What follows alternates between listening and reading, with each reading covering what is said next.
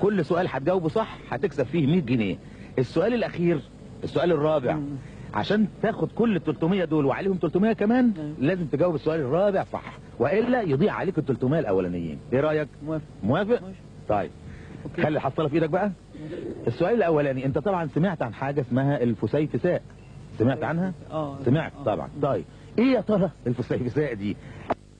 نوع من الامراض. الفسيفساء هل هي نوع من الامراض اللي بتصيب البشره بالفتافيس، ولا هي اكله شعبيه في الاسكيمو، ولا هي مرض بيصيب المعده؟ الفسيفساء انت سمعت عنها طبعا. ايه بقى هي الفسيفساء؟ هي اكله شعبيه في اسكيمو. اكله شعبيه في الاسكيمو. برافو عليك، برافو برافو عليك. لا لا لا لا لا لا لا، ادي اول 100 جنيه اهي. ركز اهي هنا جوه الصندوق.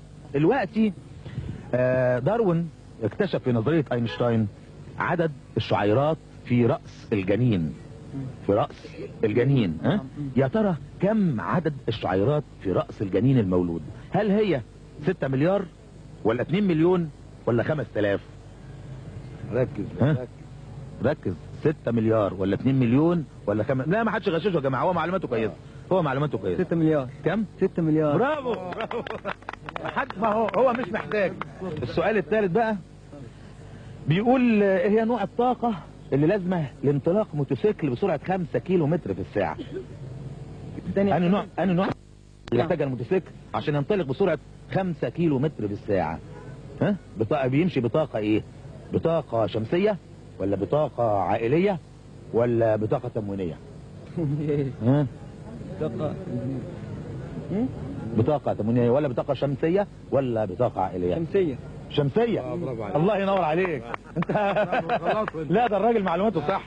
طيب السؤال الرابع بيقول، وهو السؤال المفتاح، بيقول ايه اللي وزنه اتقل، الفيل ولا الحصان؟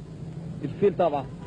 الايه؟ الفيل طبعا. طبعا الفيل. حظك وحش. معلش. لا الفيل. معلش. لا يا عم. لا ايه يا عم الفيل اللي اتقل. الفيل اتقل من الحصان؟ يا راجل مين قال كده؟ هو ايدك. ايه دي؟ ايه الفيل اتقل. الحصان. لا الفيل يا عم. يعني عايز انا اصدقك في الاجابه دي؟ لا سوري يا فندم. لا حظك وحش. اتقل. حظك وحش يا عم الفيل. بقول لك غلط. بقول لك غلط. اوعى يا عم الفيل اتقل. غلط.